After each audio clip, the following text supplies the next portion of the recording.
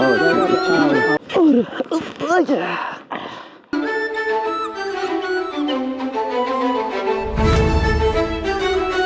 promised, we're going on our horseback riding.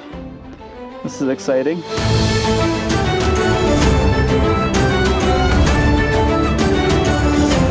We have our Ethiopian clubus monkeys, only found in this area.